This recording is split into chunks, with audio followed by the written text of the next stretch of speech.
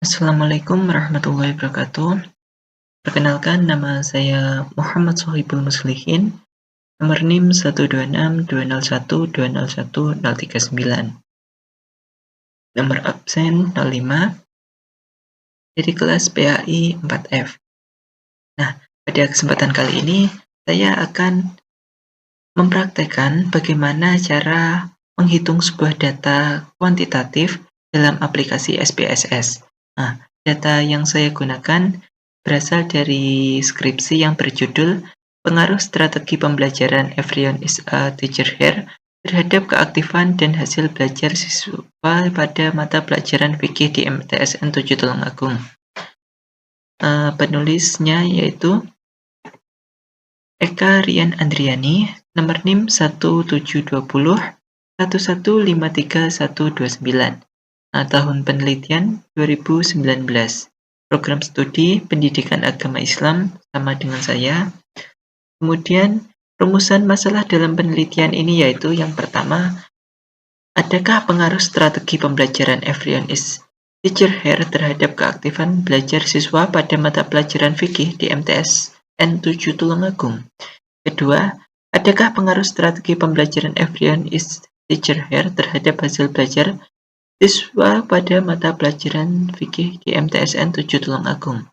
Ketiga, adakah perbedaan keaktifan hasil belajar antara kelas eksperimen dan kelas kontrol pada mata pelajaran fikih di MTSN 7 Tulungagung?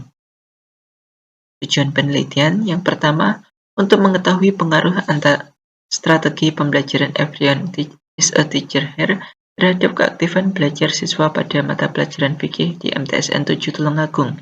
Kedua, untuk mengetahui pengaruh strategi pembelajaran Everyone is a Teacher terhadap hasil belajar siswa pada mata pelajaran fikih di MTSN 7 Tulungagung.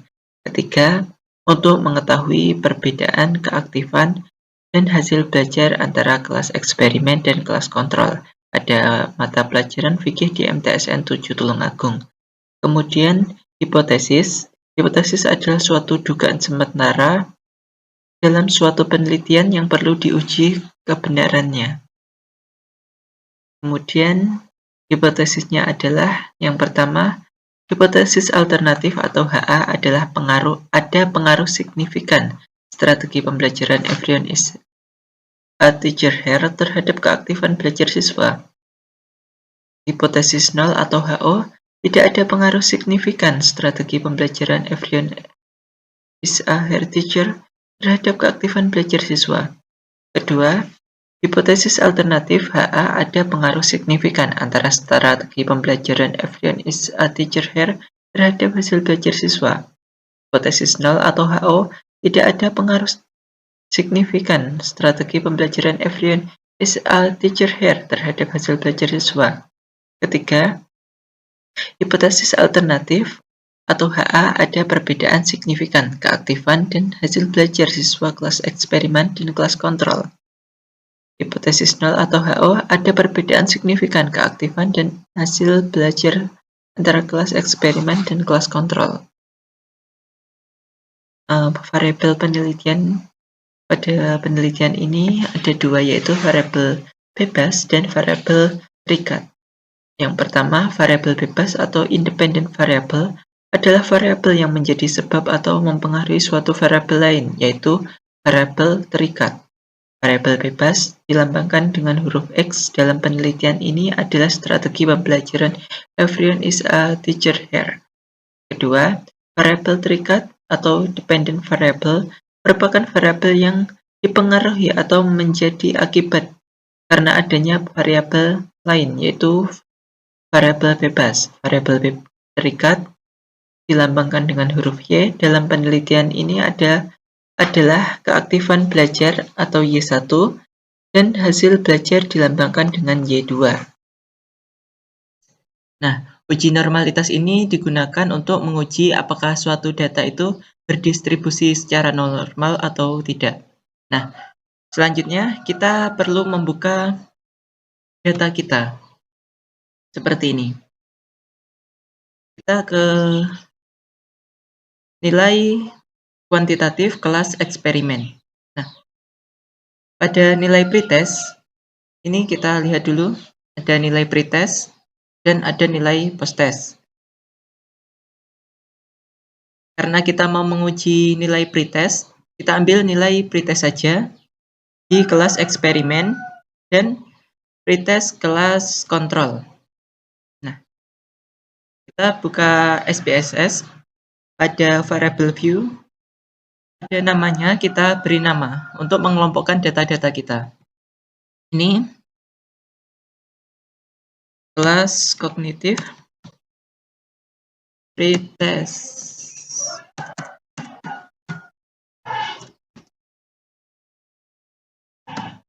Kelas eksperimen. Kita enter.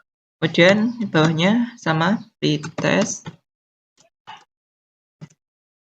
kelas kontrol.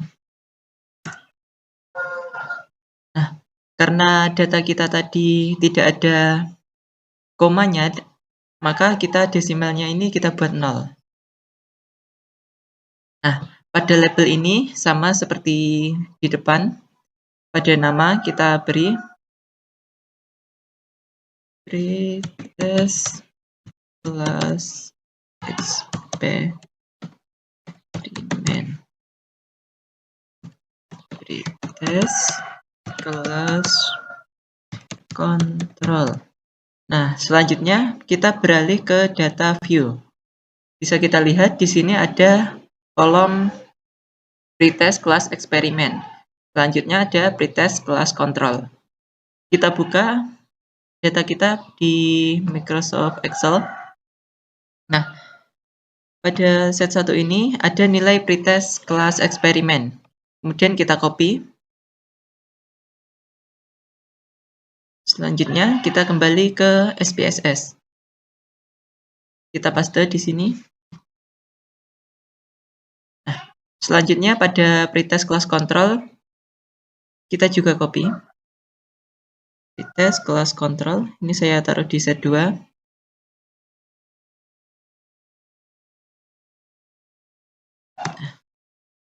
Selanjutnya kita kembali ke SPSS, kita paste di sini.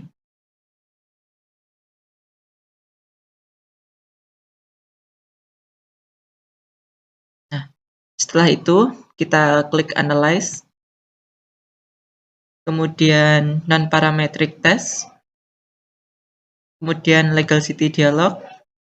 Selanjutnya kita tekan satu sampel KS atau Kolmogorov-Smirnov.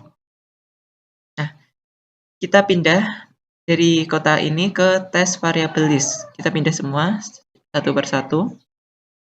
Nah, selanjutnya pada bagian option kita centang descriptive. Setelah itu klik continue, kemudian OK. Nah, tidak lama data kita sudah keluar. Kemudian untuk mempermudah pengambilan kesimpulan, kita pindah dulu tabel ini dengan klik kanan, Ctrl copy. Kemudian kita salin ke Word. Nah, tadi sudah saya salin. Setelah itu bisa kita lihat. Kita perlu dasar pengambilan keputusan uji normalitas. Ini sebagai dasar menentukan apakah data kita itu berdistribusi secara normal ataukah tidak normal. Nah, untuk pengambilan keputusannya seperti ini. Saya akan mempraktekannya bagaimana cara pengambilan keputusannya pada tabel yang ini. Ini saya sudah hitung tadi. Nah, ini pada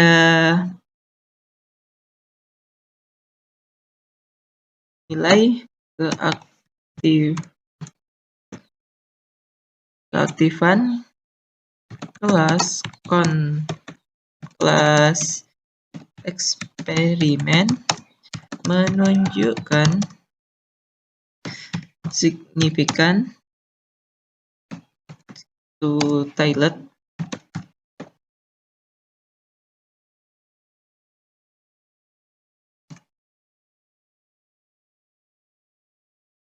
Nah, ini di depan koma sebenarnya ada 0, tapi tidak terlihat di sini.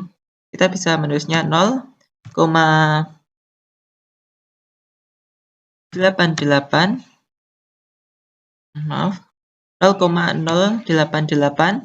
Nah, kita cek lagi di biasa pengambilan keputusan uji normalitas. Apakah 0,088 ini lebih ataukah kurang? Karena lebih, kita beri tanda lebih dari 0,05. Maka dapat disimpulkan bahwa data tersebut berdistribusi normal. Kemudian pada nilai keaktifan siswa kelas kontrol, kita juga beri keputusan.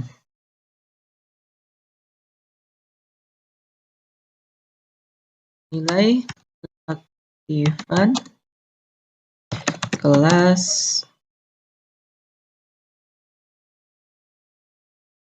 kontrol menunjukkan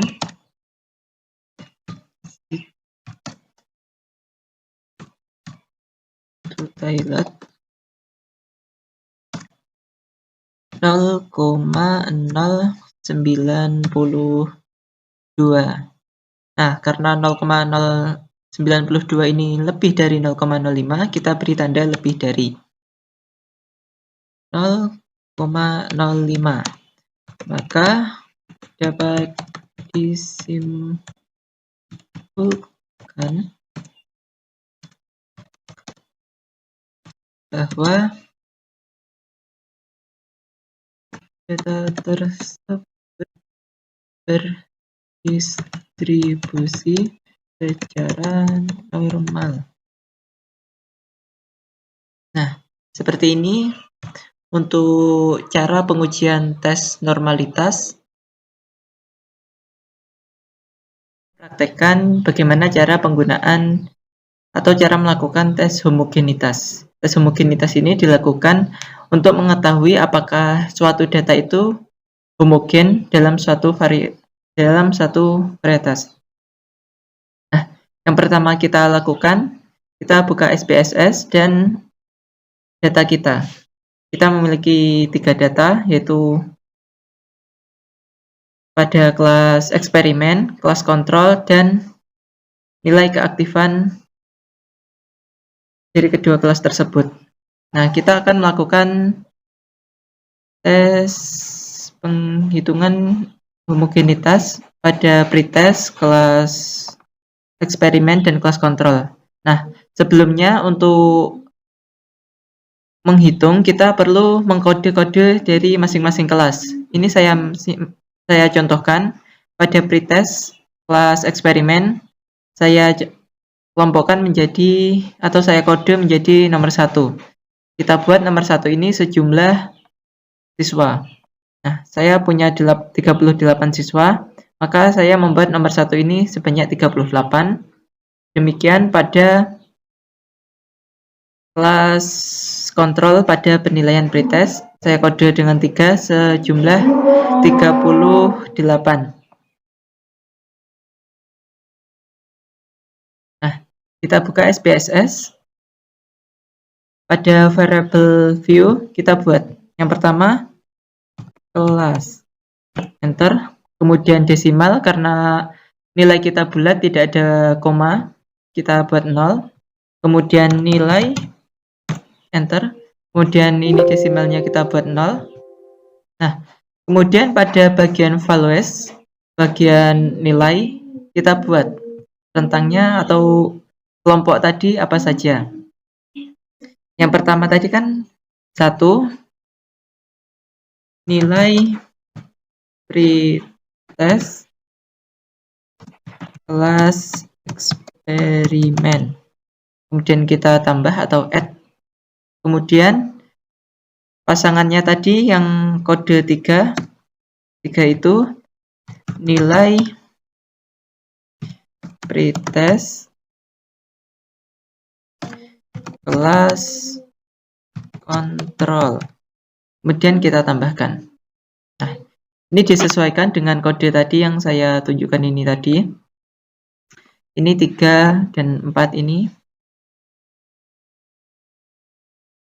Kemudian kita klik OK.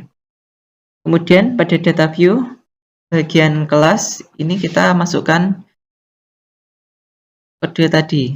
Karena kode tadi yang nomor 1 itu nilai pretest kelas eksperimen, kita copy bagian ini. Copy. Ini gandengannya yang ini. Kita juga copy yang ini.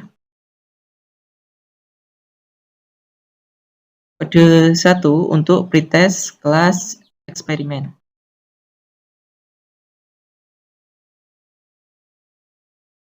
Kita tekan Windows V.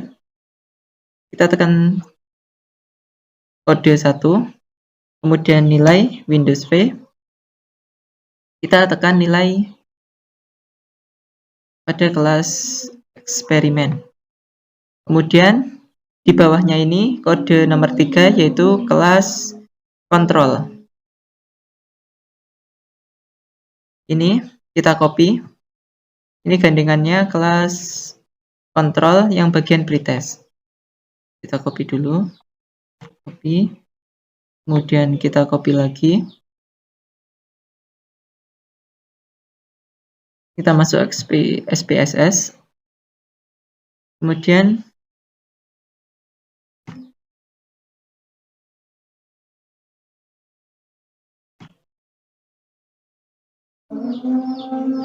kita paste di sini.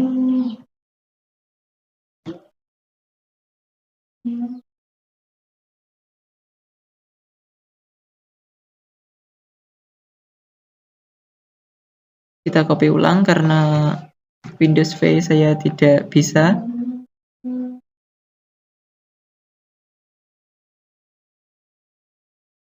Nah, setelah kita punya data ini, kita buat memanjang ke bawah. Kemudian kita klik Analyze. Kemudian Compartment. Klik One Way ANOVA. Pada kelas ini kita masukkan faktor. Kemudian pada nilai ini dimasukkan dependent list. Kita klik Option. Ini kita centang yang bagian homogeneity of variant test. Kemudian klik Continue. Kemudian klik OK. Nah, di sini akan muncul tabel test of homogeneity of variance. Kita copy. Kemudian kita masukkan ke Word.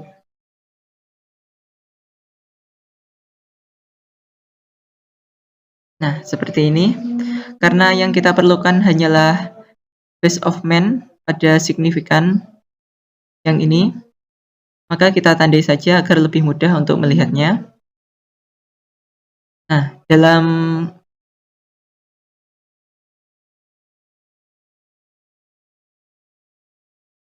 pengambilan keputusan uji homogenitas ini ada ketentuannya, yaitu jika nilai signifikan pada base of man kurang dari alpha penelitian 0,05 maka varian data tidak homogen.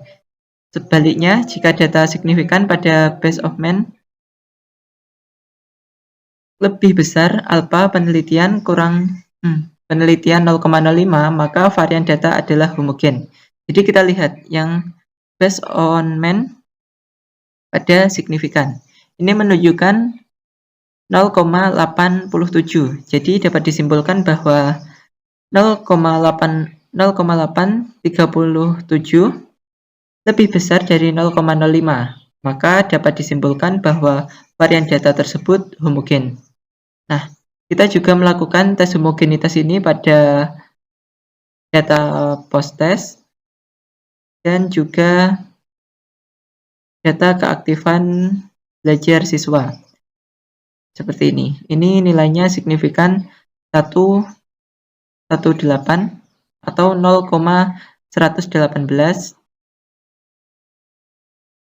Jadi ini juga termasuk homogen. Begitu pula yang pada nilai post test. Nah, ini juga lebih dari 0,05. Maka dapat disimpulkan bahwa data tersebut itu bisa dilanjutkan untuk melakukan tahap analisis berikutnya. Nah, pada analisis berikutnya saya melakukan uji t-test.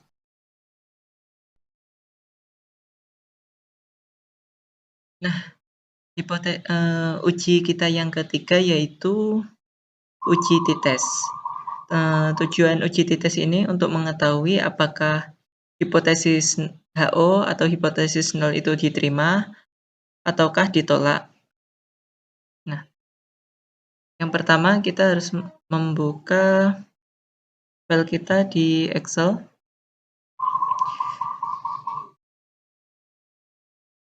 Di Excel.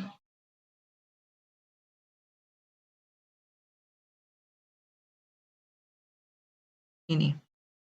Kita akan melakukan beberapa uji t-test, tapi saya hanya mempraktekkan yang data pertama saja. Nanti data kedua dan ketiga caranya sama saja. Nah, di sini ada hasil belajar kognitif kelas eksperimen yang bagian pretest dan hasil belajar kognitif kelas kontrol bagian pretest. Nanti kita pasang-pasangkan saja yang pretest dengan pretest, post-test dengan post-test, dan seterusnya. Nah, kita buat di sini pada variable view, kita buat kelas.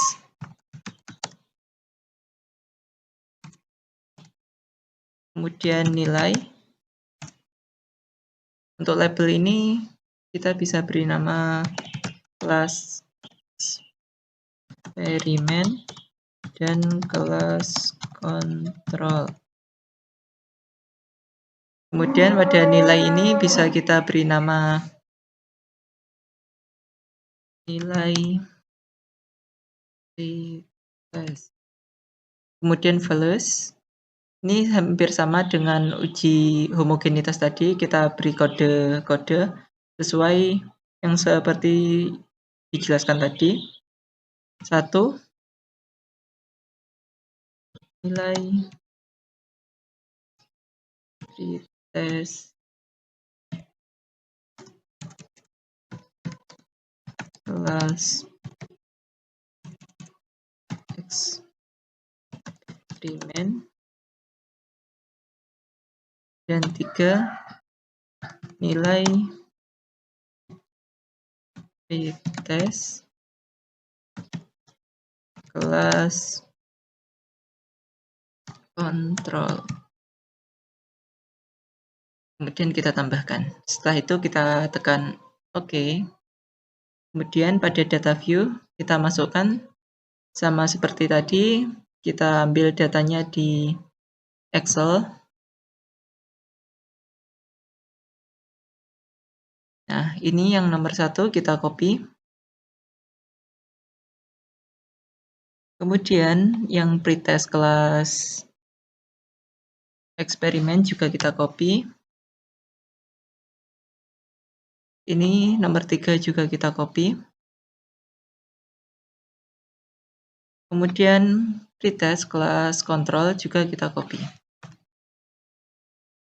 Selanjutnya kita masuk ke SPSS lagi. Pada data view kita masukkan. Ini kelas pertama. Kemudian nilainya. Setelah itu pada kelas kedua, tadi nomor 3 ini untuk kelas kontrol yang bagian pretest. Kemudian nilainya juga kita masukkan.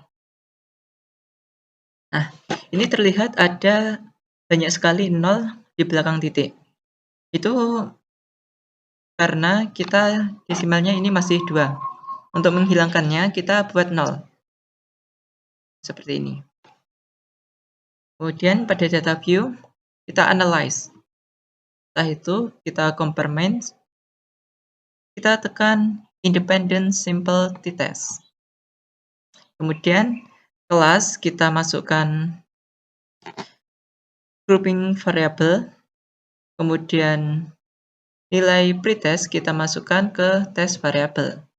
Pada grouping variable ini kita tekan.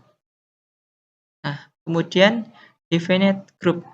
Nah, ini tadi yang grup pertama itu kita beri nomor 1. Kemudian grup 2 atau nilai pretest kelas eksperimen kelas kontrol kita beri nomor 3 sesuai dengan nomor pada kelas ini tadi. Kemudian klik continue. Setelah itu kita tekan OK. Tidak lama, maka hasilnya akan keluar seperti ini. Nah, di tabel yang panjang ini, kita akan melihat nilai signifikan two-tilet. Agar lebih mudah membacanya, kita pindah dulu ke Microsoft Word.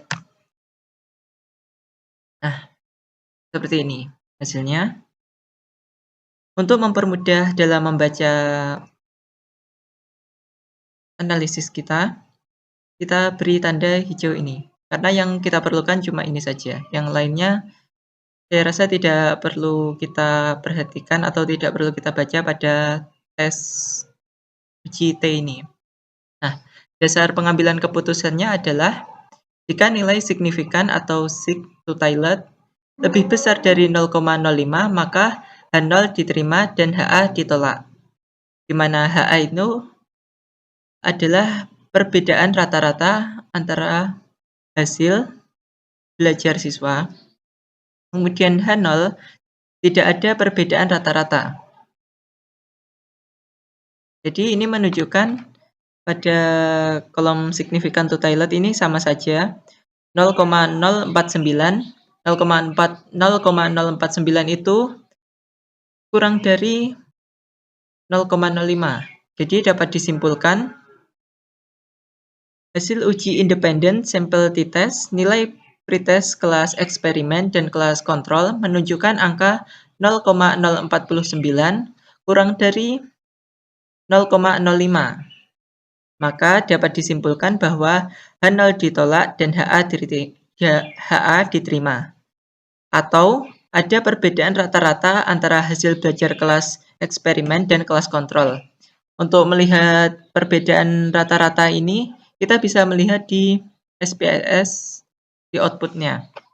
Nah, di bagian ini, main ini pada kelas pretest, kelas eksperimen menunjukkan 61,84 dan kelas kontrol itu nilainya 57,11. Jadi sudah terlihat jelas di mana perbedaan rata-ratanya. Selanjutnya kita harus menghitung beberapa data lagi. Yang kedua ini nilai post-test.